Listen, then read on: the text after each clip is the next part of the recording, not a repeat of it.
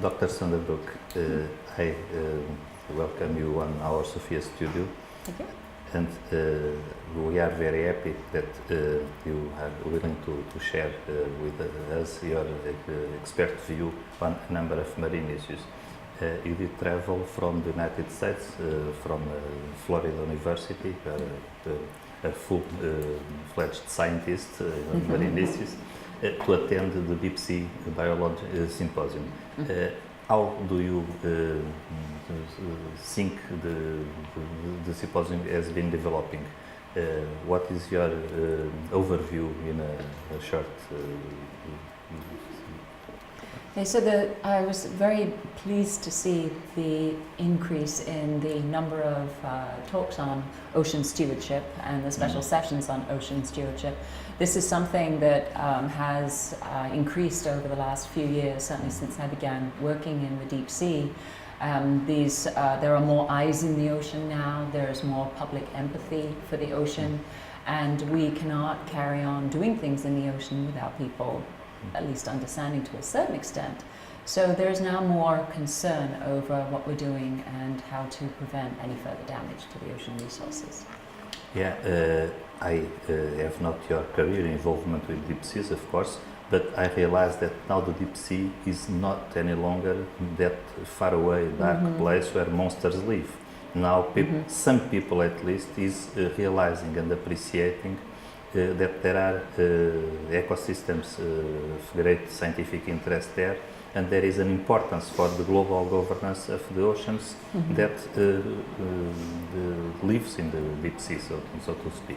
Yes, and you know, as a scientist, I think part of it, we go down and we see these animals and we collect data, but nobody else sees these places, you know, and so as a scientist, I think we're responsible for providing outreach to the public on how beautiful these places are, and the advances in technologies over the last at least 10 years, great advances in the video quality, the fact that we can transmit from sea has allowed us to bring the public into the deep sea arena and make them understand more than they did do in the past. Yeah, you bring the public in without having to bring them down. Exactly. And in a certain way, it's something that goes along the space exploration. We are more familiar with the surface of Mars than with many parts in our own planet, thanks to those new technologies and sharing of information that comes through the space probes and so on. And maybe I'm biased, but I think our planet's much more interesting than Mars. So. Yeah, I agree with you. Okay. And now about your specific work. You started with an interest in shallow water. Of course, it was what most people did at the time. In coral reefs, but soon you bridge the gap between what is shallow water and what is deep water. We have only one ocean and things are not black and white. They pass through a number of shades.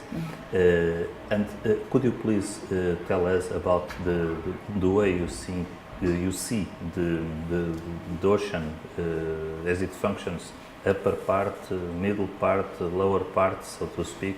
What's the connectivity, the importance of all of that? So most of what I do pertains to the ocean floor. You know, I work on corals, they sit on rocks and they feed on the plankton. But what we have to understand is that even though those things are stuck on rocks, they rely on things in the water column.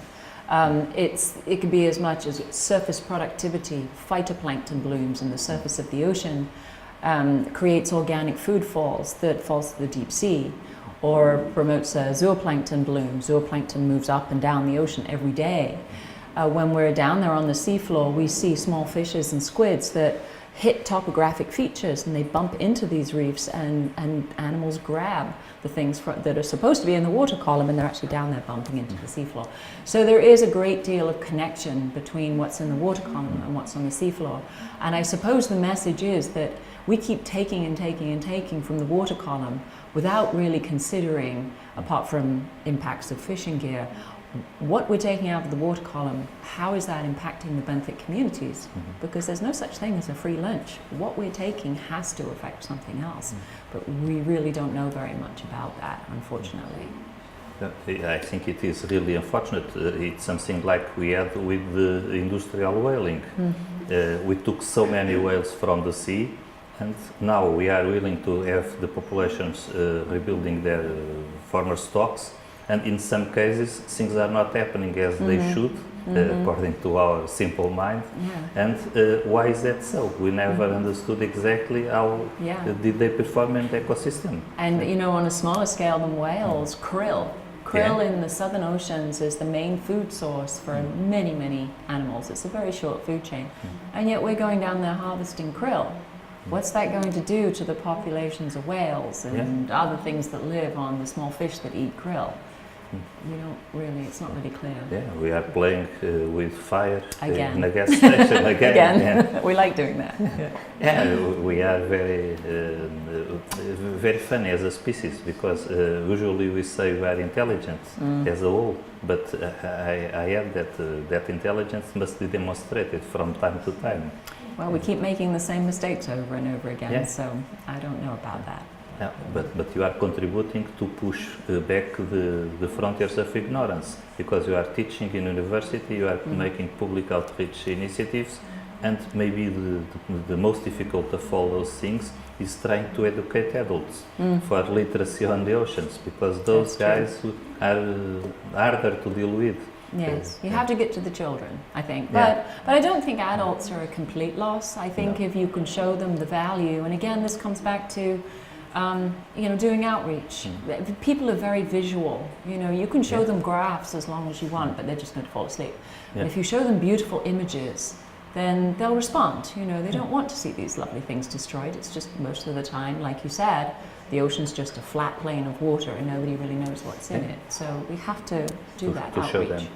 And even those people that are not, they have not been able to understand this up to now, if they are really shown up the importance of the deep ocean, and if they are shown the way they can build with other parts of the society the best way for the future, probably most of them will be part of it. Yes, people are positive. If you, our national forests, for example, if we started bulldozing and clear-cutting the national forests, everybody would be upset, but we allow bottom trawling, which is the equivalent in the ocean. So we have to make people understand these connections, I think, and make it more come into their daily understanding. Okay, I think it's really important to go on along that path, and to involve the society and the sectors that are impacting the deep sea in a cooperative way as much as we can.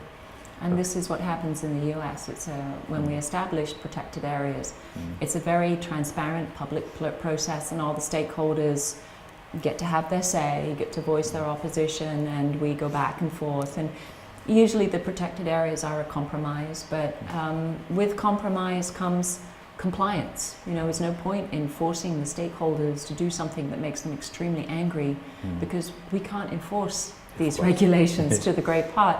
So compliance and sort of empathy with the regulations is also important from the stakeholders' point of view.